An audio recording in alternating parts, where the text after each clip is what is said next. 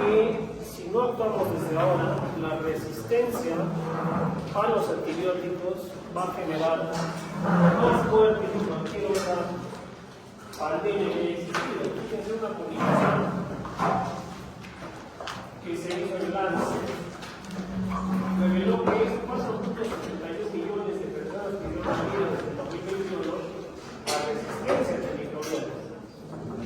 La resistencia no fue una complicación por una condición no existente, sino la causa directa.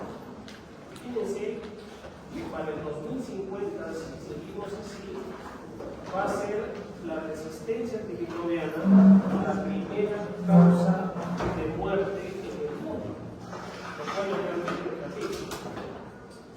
Entonces, cuando nosotros tenemos un germen en el cuerpo, una bacteria, un virus, un hongo, lo que sea, vamos a usar un tratamiento antimicrobiano. ¿Ya?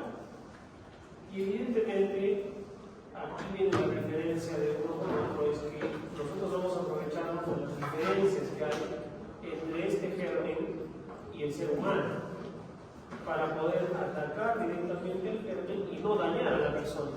Eso es la idea. Lamentablemente, como saben, existe la prevención de enfermedades. Pero se busca siempre una toxicidad selectiva a los gérmenes, no al ser humano. Entonces, uno de los factores que vamos a ver es ese, ¿no? En cuanto a la seguridad en la administración, cuando seleccionamos un antimicrobiano. Y digo antimicrobiano por no decir antibiótico, porque esto puede valer para hongos, virus, ¿sí? Parásitos, gérmenes atípicos. Entonces, para nosotros seleccionar un antimicrobiano el más adecuado, tenemos que saber evidentemente cuál es el germen, su identidad. ¿Es un gran negativo, es un gran positivo, es un virus, es un coco, es un estreptococo? ¿Sí? Su sensibilidad. ¿Dónde está la infección? El paciente es diabético, no es diabético, tiene una enfermedad inmunosupresora, la seguridad del fármaco y el costo. Como ven, no es solamente un factor para poder elegir qué fármaco vamos a utilizar, sino nos podemos tomar el tiempo de poder elegir mediante todo eso. Sin embargo, hay situaciones que están en emergencia y un paciente grave con criterios de sepsis o shock séptico. No voy a esperar pues todo esto, ¿no? Imagínense ya señora, vamos a hacer el cultivo y en 3 días vemos qué antibiótico dar. No. Por eso existe el tratamiento además conocido como el tratamiento antimicrobiano en vivo. Entonces, vamos a resolver punto por punto. En primer lugar queda identificar al organismo. Bien. Claro, yo tengo que saber de qué se trata.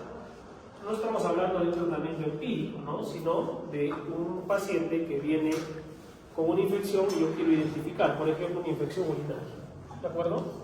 Obviamente, identificar ese microorganismo va a ser decisivo, ¿no? Pero, obviamente, para esto también vamos a tener que cultivarlo para llegar a una conclusión. Y ahí puede estar el detalle, porque no siempre vamos a esperar, por ejemplo, un paciente que viene con síntomas y signos de infección urinaria. Tengo que empezar el tratamiento.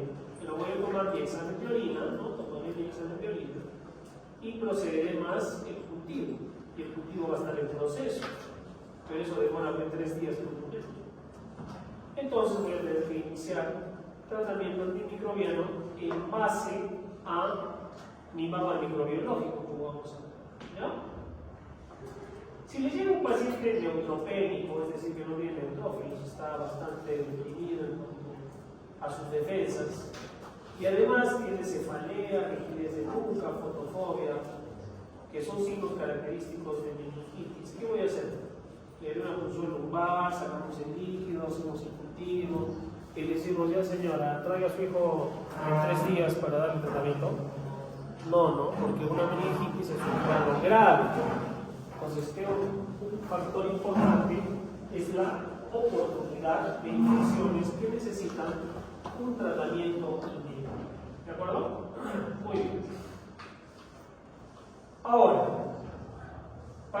elegir también el fármaco, como hemos dicho, hay que conocer la sensibilidad de donde estamos, la historia del paciente. Pero si hay infecciones graves, daremos un tratamiento de amplio espectro como prueba terapéutica, mientras espero que. Fíjense, estos son los principales microorganismos según servicio del Hospital, del Hospital Honorio Delgado, del 2024. Y miren cómo desde la UCI, pasando por los diversos servicios, trauma, shock, medicina, miren cómo las enterobacterias, 666 aislamientos de enterobacterias, ¿no? Por sobre los bacilos gram negativos y los cocos gram positivos. Predominantemente, ¿no? Enterobacterias. Miren en emergencia. Y además, yo les voy a compartir el mapa microbiológico, están los microorganismos en otro reporte. Este es el 2024, ¿no? Todo el 2020, todo el año. Donde, miren, acá nos vamos a medicina, que es las bacterias que se han aislado en orden más o menos de frecuencia, donde Escherichia coli es la reina. Y por mucho tiempo, fíjense que en todo el hospital el mayor número de aislamientos, 1786, fueron de Escherichia coli. Entonces yo tengo que conocer cuál es mi realidad.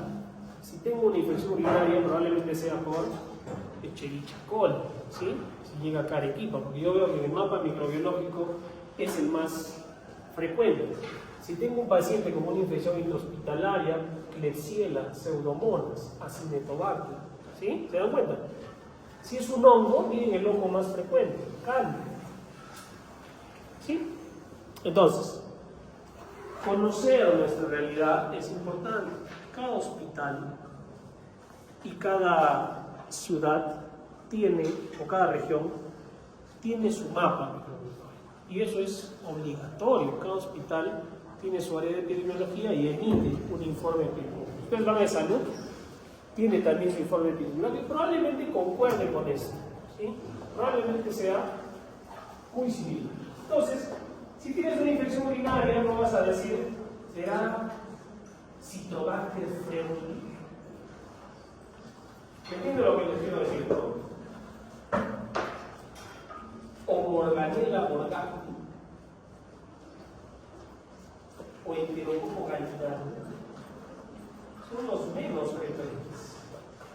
Y yo tengo que irme al menos, y lo más probable es que allí esté el foco.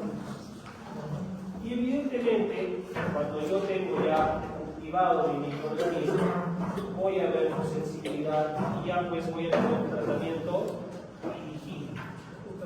dirigido según el antibiótico que me resulte sencillo. Es así que existen fármacos bacteriostáticos que no hacen más que detener el crecimiento y la replicación de microorganismos, pero también hay bactericidas que ya pues destruyen, eliminan directamente a las bacterias. Un concepto que quiero que aprendan es el de concentración inhibitoria mínima. ¿Qué es esto? Es la concentración más baja de antibiótico que puede inhibir el crecimiento bacteriano. O sea, es lo más pequeñito de antibiótico que inhibe el crecimiento bacteriano. Entonces, ustedes van a tener informes de cultivos que les va a venir así, con unos números. Esa es la concentración inhibitoria mínima. Yo buscaré el que tenga el número más pequeñito y que sea sensible. Les pongo un ejemplo. Si les viene un cultivo para Escherichia coli y dice que nitrofurantoína tiene un NIC, una concentración inhibitoria mínima de 0.5 y el ciprofloxacino tiene una concentración inhibitoria mínima de 10, ¿qué antibiótico elegiría? La nitrofurantoína, porque con menos antibiótico elimino la misma cantidad que con 10 probablemente sea resistente al ciprofloxacino. ¿Ya? Concentración más baja de antibiótico que inhibe el crecimiento bacteriano. Hay una pregunta del NIC o del CIL, ¿no? Tenganlo en cuenta. Existen barreras que el antibiótico tiene que alcanzar. De hecho, la barrera hematoencefálica es una de ellas. Un ejemplo, existe una cefalosporina que es la ceftriaxona. Ya ves, pero todavía, ¿no?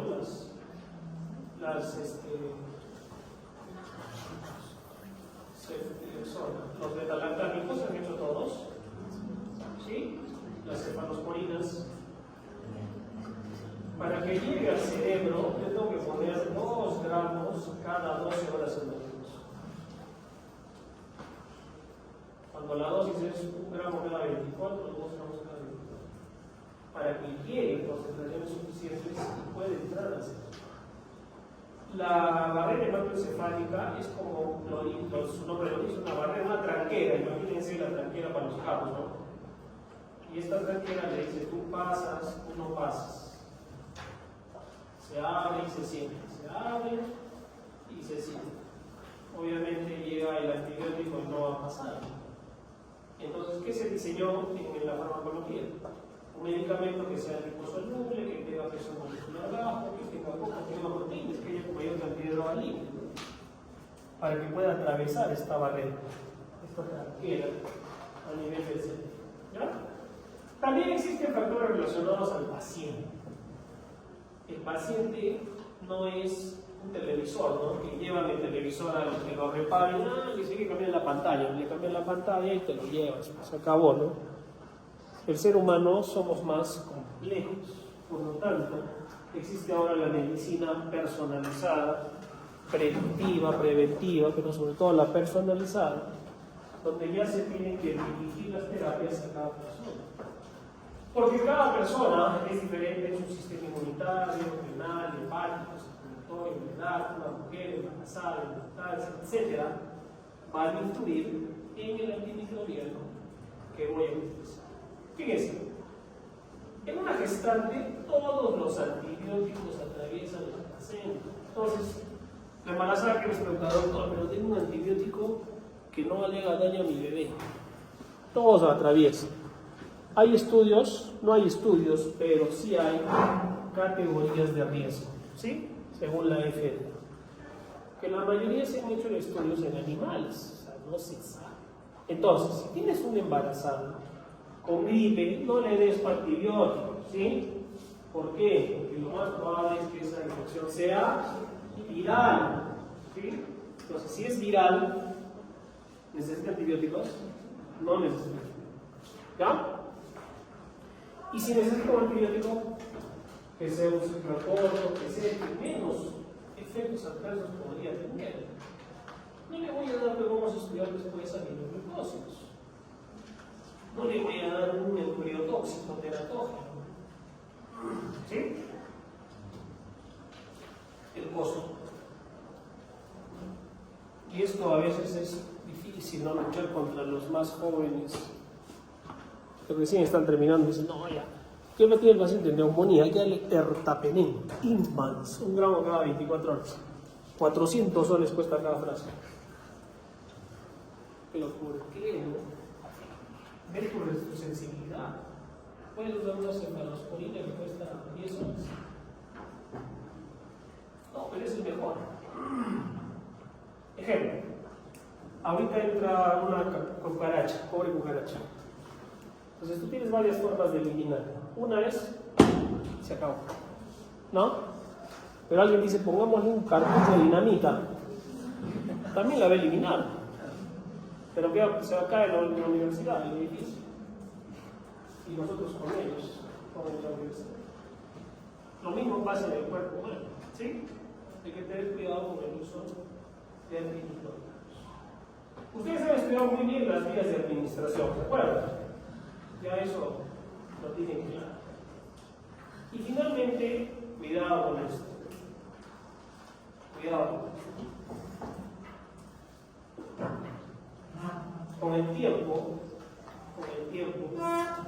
los gérmenes están generando mayores estrategias porque son seres vivos que lo que quieren es sobrevivir, ¿no? Y es generado superbacterias, superhongos, supervirus que son resistentes cada vez a los y ya están generándose situaciones más complejas de resistencia. Y ya en el momento sabemos que si tú tienes una Escherichia coli, no debes darle quinolones, son resistentes, 50% o más. De allí viene este concepto de la necesidad de profilaxis. Hay situaciones en las que se pueden usar dosis bajas para evitar infecciones más severas. Por ejemplo, una infección urinaria, una mujer que tiene infecciones recurrentes y cada vez que le da una infección usamos un antibiótico, después otro antibiótico más poderoso, después carbapenems, después ya no sabes qué dar. La profilaxis, dosis bajas que pueden controlar el cuadro infeccioso y evitar problemas más graves. Y de allí todos los antibióticos que ya están estudiando, ¿no? Desde las quinolonas, los betalactámicos. ¿Han estudiado los betalactámicos? Y esto es fascinante ya, ¿no? Es fascinante estudiar los antibióticos. No sé si les llegué a pasar el libro de microbiología hecho ridículamente simple. Sí le pasé a un grupo de ustedes, pero creo que no se los ha pasado a los demás. ¿Lo tienen? ¿Tú lo tienes? Sí. Creo que sí. A ver, bueno, si no se los voy a reenviar a su delegado, ¿ya? Me haces acordar. No, ahí no es. ¿Ya? Porque ahí está bien bonito cómo estudiar todas las características de los antibióticos. Por favor, chicos, los antibióticos no son caramelos. Yo tengo amigos, amigas, que no, yo a mi hijo nunca lo llevo al médico. En mi casa tengo antibióticos. Tengo acitromicina en jarabe, amoxicilina en jarabe, ciprofloxacino, tabletas, todo. Así que cuando le da tose, ya le doy antibióticos. Y les estoy hablando de gente que tiene una formación, más o menos, ¿no? Y que tiene acceso a salud. Imagínense el resto. ¿Qué hace la mayoría? Va a la farmacia. Mi hijo está con tos, ¿qué le puedo dar? El fármaco puede provocar una respuesta alérgica, ser tóxico, generar hipersensibilidad, toxicidad o sobreinfecciones. Te llevas la microbiota intestinal. Dice, doctor, ahora mi hijo tiene diarrea. Y sí le está dando antibióticos. Y se genera otro problema. Estaba con gripe, le daban amoxicilina, ¡pum!, se enroncha. Otro problema. ¿Se dan cuenta? ¿Y quién prescribe? ¿Quiénes son los prescriptores? ¿Quiénes son? El químico, el que vende en la farmacia. ¿El que vende en la farmacia? No. El técnico de enfermería. No. ¿Quiénes prescriben? Principalmente el médico, ¿ya? Y en su lugar, el odontólogo. ¿De acuerdo? Nadie más. ¿Ya? Pues hay que hacer respetar eso. Pregunta: ¿cuál de estos pacientes es menos probable que requiera un tratamiento antimicrobiano ajustado a su posibilidad? ¿Cuál de estos pacientes es menos probable que requiera un tratamiento antimicrobiano ajustado? ¿Cuál? Paciente sometido a quimioterapia. ¿Sí o no? Paciente con enfermedad renal. Sí. Paciente con edad avanzada. Paciente con afectación hepática. Paciente con hipertensión. No problema. ¿No? En cuál de las siguientes situaciones no está justificado el uso profiláctico de antibióticos? Es un poco más complejo, pero habla de profilaxis. ¿Cuál sería? No está justificado. ¿Tratamiento prequirúrgico frente a una prótesis? Sí. Paciente que frecuenta las respiraciones, respiratorias. Tratamiento prequirúrgico de procedimientos digestivos. Prevención de las meningitis que están en este momento infectados. Paciente con prótesis que se le rompió la extensión dental.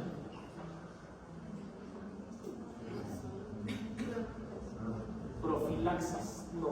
Probablemente vacunas o vacunas para el cuadro respiratorio. 57 años, que tiene fiebre, cefalea, confusión, aversión, lúcido, rigidez del cuello.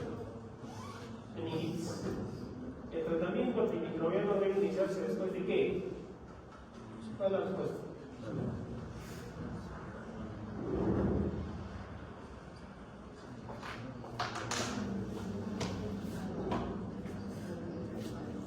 ¿Cuál es la respuesta?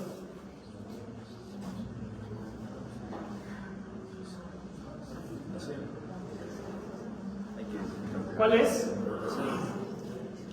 Cuando la fiebre se reduzca con antipiréticos, cuando se realice una tinción de Gram, cuando se disponga de los resultados del cultivo, o sea, de acá 3 días. Cuando el laboratorio de microbiología haya identificado el organismo, igual que el anterior. Cuando ya le hagas la muestra, le sacas la sangre y haces la punción, empieza antibióticos. Y eso es inmediato.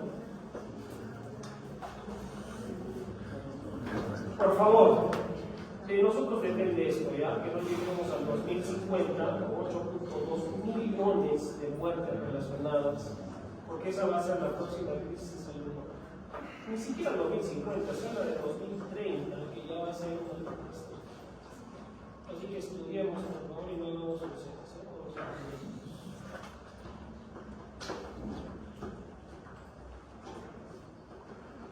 Hablando de antibióticos, vamos a estudiar las quinolonas y las sulfas.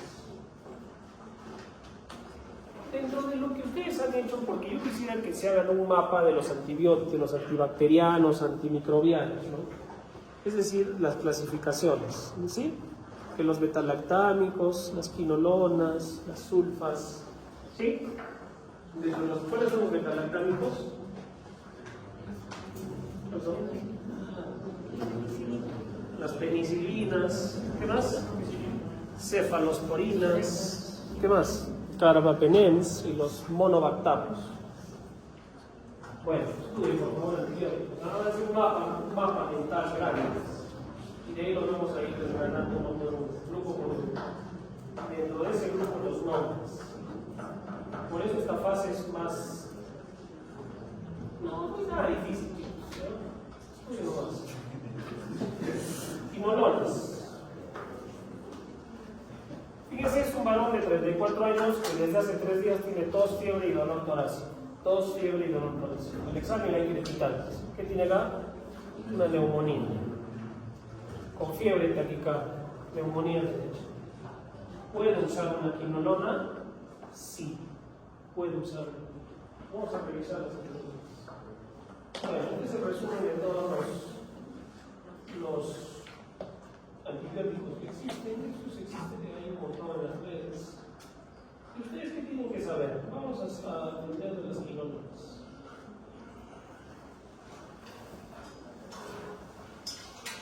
Las quinolonas son estos fármacos muy antiguos en realidad. Son de origen sintético. Y son el grupo de los quimioterápicos antimicrobianos propiamente dichos. Tienen su propio grupo. Como el ácido nalilíxico y las fluoroquinolonas, que fueron los primeros que se desarrollaron. Y a partir de allí surgieron el norfloxacino, el ciprofloxacino y los más recientes como el levo y moxifloxacino. ¿Sí? Cuando ustedes escuchen quinolonas, lo primero que se debe venir a la mente son los gram negativos. ¿Ya? Gram negativos. ¿Cómo se pintan los gram negativos? De rojo. Y los gram positivos, azules, morados. De los primeros fue el ácido nalilíxico. Son jarabes. Este ácido nalilíxico que se usó por mucho tiempo en niños, pero ya ha descontinuado efectivos sobre chikungunya en infecciones intestinales y urinarias. Luego vino el norfloxacino y el ofloxacino, también gram negativos. Coli, salmonelos, E. coli, acuérdense, puede ser patógeno intestinal y urinario. Pero norfloxacino resiste 40% de los neuropatógenos, más del 50% de daño digestivo resistente. Así es que no es de primera línea al momento, fue en los años 80. Así es que avanzó la ciencia farmacológica y se creó ciprofloxacino. Se dijo, ya, este es lo máximo, ya, no hay más. Con mayor espectro, la sensibilidad de Corey lamentablemente incrementó con ese al 50% de resistencia. Pero hay lugares donde todavía hay efectividad frente a salmonella, salmonella typhi, shigella, klebsiella, incluso a dosis altas agarra neumococo. El neumococo es un gran positivo, ¿no? El Streptococcus pneumoniae, ¿ya? ¿Y se acuerdan la característica del Streptococcus pneumoniae? Es encapsulado, ¿sí? Y tiene como una lanza ahí, que va a pegarnos al todo tiene su cápsula. Ciprofloxacino a dosis altas, hay algunas series que describen sensibilidad, pero también tienen alta resistencia. Así que no le van a dar ciprofloxacino a una infección severa. Probablemente sea resistente en el inicio. Claro, si el cultivo le tiene que sensible. Además, ciprofloxacino es efectivo frente a Mycobacterium tuberculosis como segunda línea. Inclusive algunas micobacterias atípicas, como el Mycobacterium hansae, el Marindium, el complejo agro intracelular. Todavía es un efectivo. Pero al ver las tasas de resistencia altas, se creó levo y moxifloxacino. Estos son los llamados o las llamadas quinolonas respiratorias, ¿sí? Levofloxacino y moxifloxacino. ¿Por qué? Porque son muy efectivos frente al neumococo resistente a penicilina. Realmente todavía son muy efectivos, inclusive como primera línea, y además en monoterapia. O sea, yo una neumonía la puedo tratar con levofloxacino sólido. Además, el preparado vía oral y vía parenteral en novedoso. Así es que es muy versátil. ¿Ya? Me puede servir para infecciones urinarias que sean sensibles, sí, pero sobre todo para infecciones respiratorias. Cuidado, Moxi no sirve para nada para infecciones urinarias. No sirve. No emite.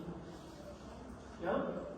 Se creó exclusivamente para infecciones respiratorias. ¿De acuerdo? Esta también suele ser una pregunta, ¿no? De examen. Moxifloxacino. Entonces, tienen un paciente con neumonía, está acá, ¿no? El lóbulo medio, pulmón derecho, piezoplano.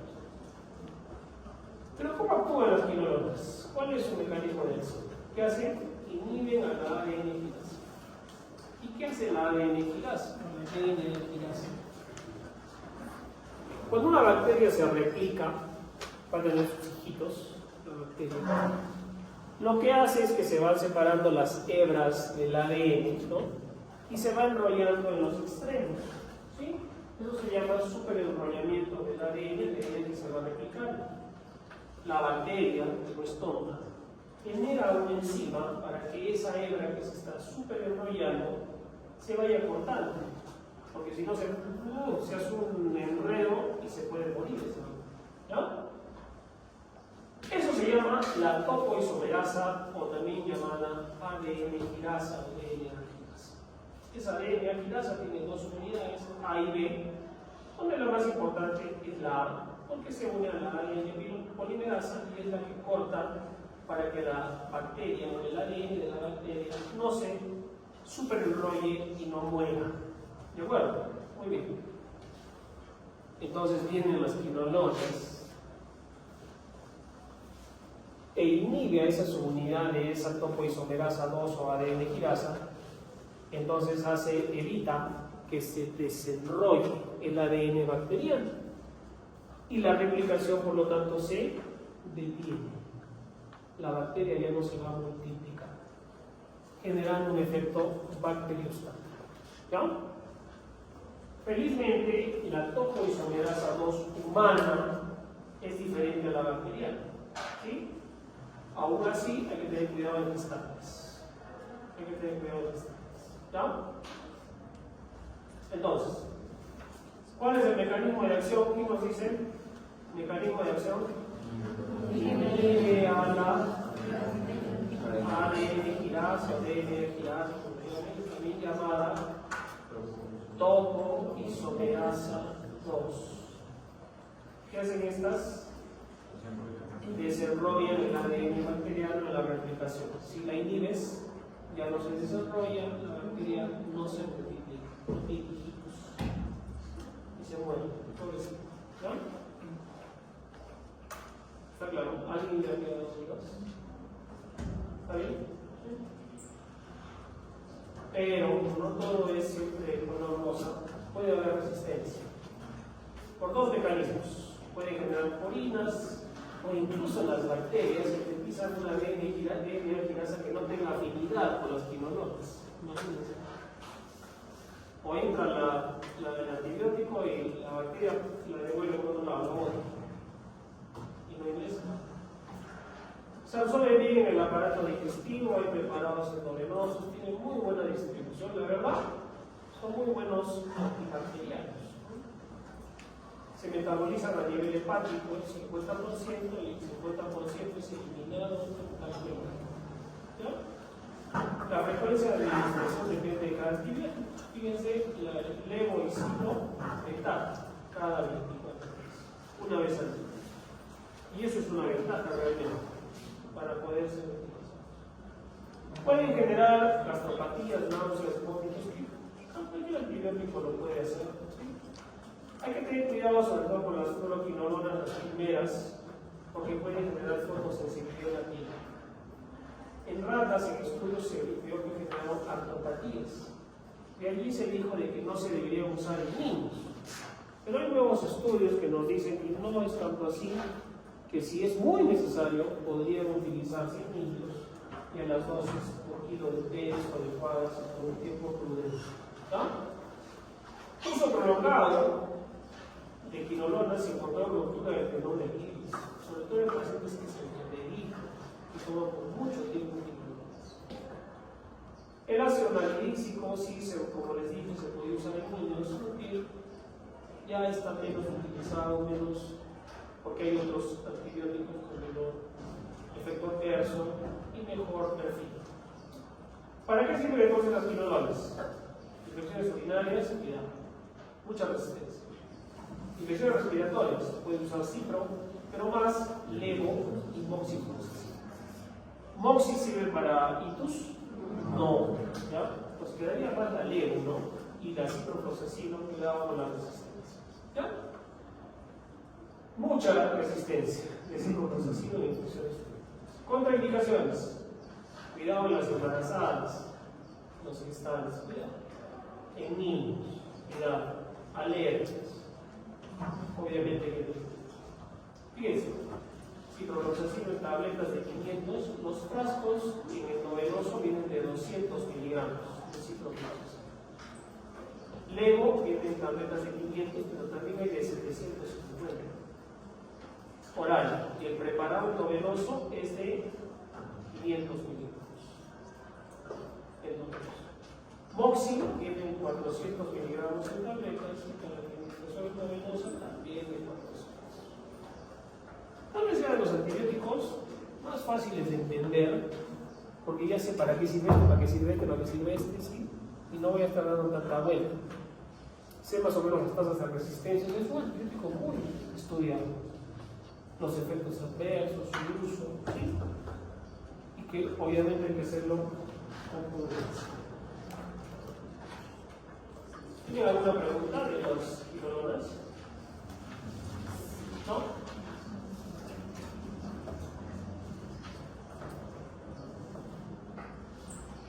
Este grupo de antibacterianos que sigue, que son las sulfas, se utilizaron mucho en la Segunda Guerra Mundial y en polvo, ¿no? El sulfametoxazol, que fue donde se utilizó para curar, tratar infecciones de heridas, ¿no? En la guerra. Y a partir de allí surgieron ya tabletas, incluso inyectables. ¿Quién no lo conoce? El Bactrim, ¿lo han escuchado, no? El Bactrim. Y el fármaco que más lo representa es el cotrimoxazol. Y el cotrimoxazol, o Bactrim fuerte también, no es solo un fármaco, no son dos. Es la suma de trimetoprim más sulfametoxazol. Trimetoprim más sulfametoxazol. ¿Sí? Vamos a estudiar a ambos. Las sulfas por sí solas son bacteriostáticas. Pueden lograr efectos bactericidas, pero la mayoría son bacteriostáticas. En cuanto a su sensibilidad, con el tiempo ha ido reduciendo. E. coli, Escherichia coli, como uno patógeno, 30% de sensibilidad. Meningococo, estreptococo, neumococo, sensible a penicilina. El resistente no sirve. La verdad, es un fármaco barato, que tiene buen espectro, pero que tiene muchos efectos adversos, como vamos a ver, y hay que tener cuidado. Sinceramente, a nivel hospitalario casi no se usa, sino más bien para esto, para neumocistosis. Infección por neumocystis jirovecii, que es un germen oportunista en pacientes inmunodeprimidos, no solo con VIH, ¿no? Pero se ha visto más con pacientes con VIH, que les genera neumonía, ¿no? Muy útil ahí, incluso hasta como profilaxis, ¿no? ¿Cómo actúa? Cotrimoxazol, que es la suma de, hemos dicho, de dos fármacos, ¿no? El trimetoprim y sulfametoxazol. Va a ser eficaz entre todas las bacterias, sobre todo que sintetizan su propio ácido fólico, ¿sí? El ácido fólico, entonces, a través del PABA, del ácido parabenobenzoico, se convierte en dihidroterina. Esa dihidroterina, la enzima dihidroteroico sintetasa, genera este ácido dihidroteroico. Y ese ácido dihidroteroico más ácido glutámico forma el ácido hidrofólico. Ese ácido hidrofólico se reduce a tetrahidrofólico. Y fíjense, es la cadena metabólica del ácido fólico, donde van a intervenir los dos medicamentos que vamos a ver, ¿no? Sulfametoxazol se parece al ácido parabenobenzoico, pues que compite con el PABA por la enzima que lo va a degradar, ¿no? La dihidroteroica. Entonces, cuando la sulfa se une a la enzima, la inhibe y ya no se va a formar ácido dihidroteroico. Se bloqueó en un nivel. Y trimetoprim inhibe la dihidrofolato redutasa, así que ya no se forma tetrahidrofolato. Es decir, tiene un nivel, dos niveles de acción. ¿Sí? Es una inhibición doble en la síntesis de ácido fólico. Acá lo van a ver mejor. Un gráfico es mejor. Tienes el PABA, ¿sí? Miren lo que hacen las sulfas. Compiten con el PABA y le engañan al hidroperoato sintetasa. Y se bloquea a este nivel la síntesis del ácido fólico. ¿Eso quién hace? Sulfametoxazol. Pero más abajo viene trimetoprim, que está también en la composición, y bloquea a la dihidrofolato redutasa y ya no se produce ácido tetrahidrofólico. Es decir, tiene dos niveles de acción.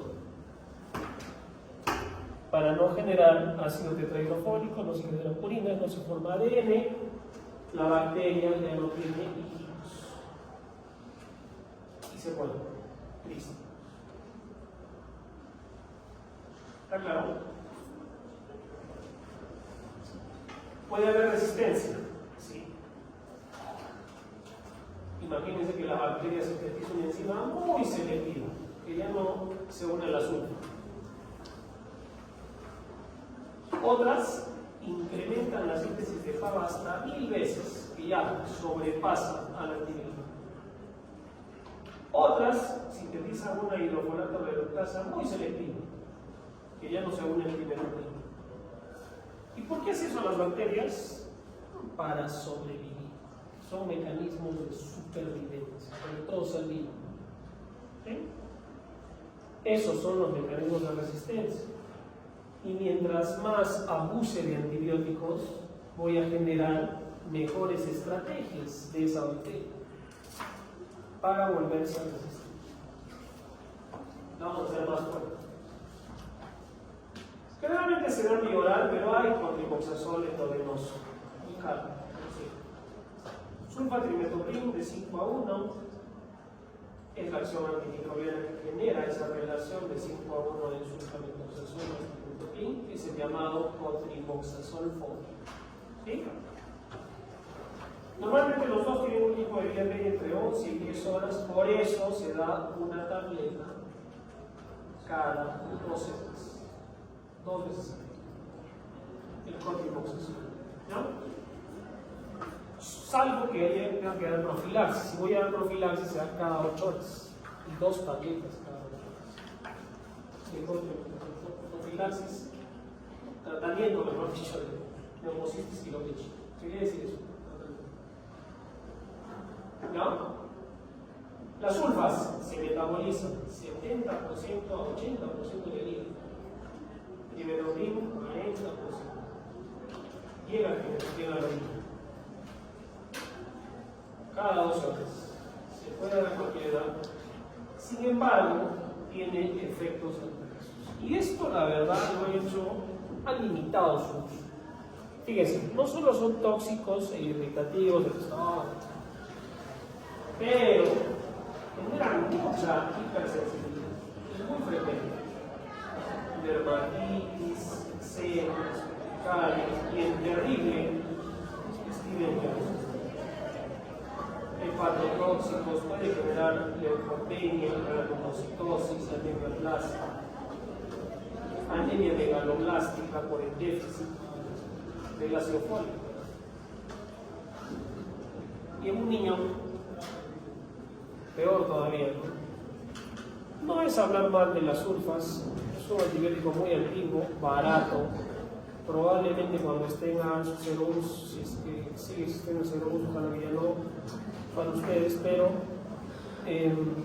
no como está ahora, me refiero, les van a dar pues, 5 kilos de sulfas, porque es muy bueno y sirve para todo, ¿listo? Cuidamos los efectos adversos y con el abuso que le podemos. ¿Para qué me sirve? Infecciones urinarias, intestinales, alternativo para la tiroidea, pero creo que lo recuerden más es en el neumocitis y lo ¿ya? Que ahí es 2 tabletas cada 8 horas, o sea 6 tabletas al día, ¿no? De las 2 que dábamos por día, triplican las dosis, ¿no? Miren, esta es una neumonía por neumocistosis. Es un paciente con VIH. ¿Cuál es el tratamiento? Cotrimoxazol. Si tú usas el endovenoso, si tengo el endovenoso, lo uso, si va a estar hospitalizado. Pero si no, puedo usarlo vía oral.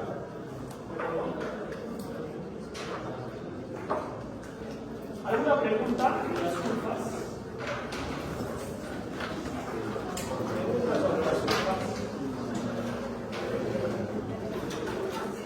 ¿Preguntas? Nada. Entonces, repásenme bien las normas, ¿sí? De terapia antimicrobiana, más que normas, el uso racional que hemos hablado. Las quinolonas que como que están muy claritas, ¿no? Muy claritos son los conceptos. Y también las sulfas. Está claro su mecanismo, su uso, su no uso, sus efectos adversos. Nada complicado. ¿Ya?